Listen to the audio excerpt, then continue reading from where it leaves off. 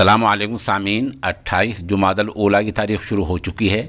1 जनवरी है। ख़बर का उन्वान है हिंदुस्तान की 12,000 रजिस्टर्ड तंजीमों के FCRA के लाइसेंस रद्द। इन तंजीमों में जामिया मिल्लिया, ऑक्सफैम इंडिया समेत जैसी तंजीमें हैं। ये NGOs हैं, इनके पास FCRA था। इसका मतलब ये होता है कि जो तंजीमें गैर मुल्क से विदेश से चंदा इकट्ठा कर सकती हैं, चंदा ला सकती हैं एक नंबर में जायज़ तरीके से, उनको सरकार से FCRA लेना पड़ता है। ये कानून है मुल्क का। तो इन लोगों का FCRA आज से रद्द कर दिया गया है और इसमें मुल्क की 12,000 तंजीमें हैं। ख़बर थोड़ी और तफसील से सुन लें।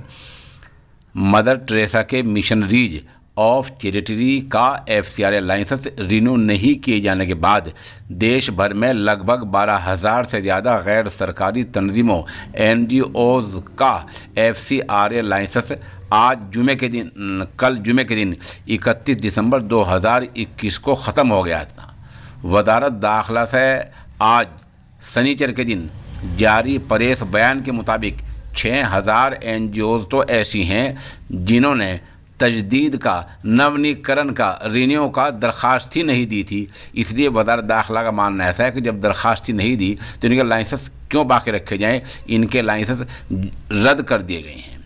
उधर वज़ारत दाखिला के एक अफसर ने सहाफ़ियों को बताया कि सभी NGOs को जुमा 31 दिसंबर से पहले तक FCRA की तजदीद, नवनीकरण के लिए दरख्वास्त करने के लिए रिमाइंडर भेजा गया था, उनको कहा गया था, लेकिन बहुत सारी NGO ने ऐसा नहीं किया, कोई राब्ता, कोई संपर्क किया ही नहीं। अफसर ने कहा जब दरख्वास्त ही नहीं दी तो उन्हें अनुमति कैसे दी जाए, इसलिए इनका लाइसेंस रद्द कर दिया गया है।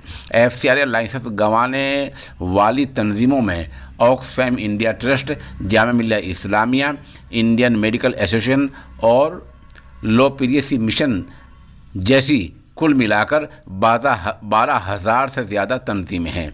फ़िलहाल हमारे पास इतनी ख़बर है।